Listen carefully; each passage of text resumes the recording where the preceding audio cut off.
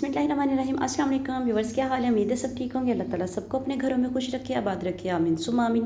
तो व्यूवर्स, आज हम आप लोगों को बताने वाले हैं जामुन खाने के फ़ायदे। जामुन इसे बंगाली में काला जाम और सिंधी में जम्मू कहा जाता है। मशहूर आम दरख्त है, गर्मियों के मौसम में फल लगता है। इसका रंग ओदा स्याह होता है, जायका कदरे शीरी है और मिजाज इसका जो है वो खुश्क है, सर्द खुश्क है। और ये बहुत सी बीमारियों में इंसान को फ़ायदा देता है, जिसमें से ज़ियाबतीस है।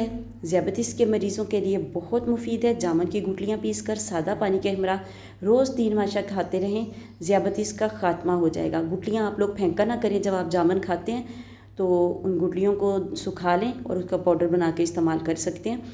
और इससे भूख लगती है, भूख लगाता है, खाने को हज़म करता है, कदरे काबज़ है, तिली जिगर और मैदा को ताकत देता है। ख़ुसूसन गर्म तबीयत वालों के बालों को गिरने से बचाता है। पेशाब के चक्कर आने को रोकता है। जामुन भड़ी हुई तिली के लिए बहुत मुफीद है। इसे वैसे भी खिलाया जा सकता है और इसको शरबत बनाकर भी पीना मुफीद है।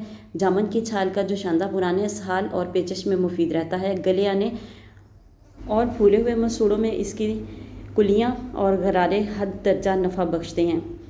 बहुत ही ज़बरदस्त चीज़ है। यह गर्मी का बादशाह फल है। ये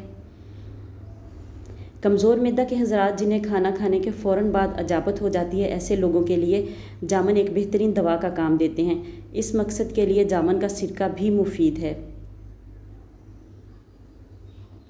जब जामुन का मौसम हो तो ज़ियाबतीस पेशाब में शक्कर आने वाले मरीज़ रोटी खाना कम और ज़्यादा से ज़्यादा जामुन का इस्तेमाल करें। इस तरह इनके पेशाब में शक्कर आना बंद हो जाएगी। वीडियो अच्छी लगे तो लाइक ज़रूर कीजिएगा। मिलते हैं नेक्स्ट वीडियो में। अल्लाह हाफिज़।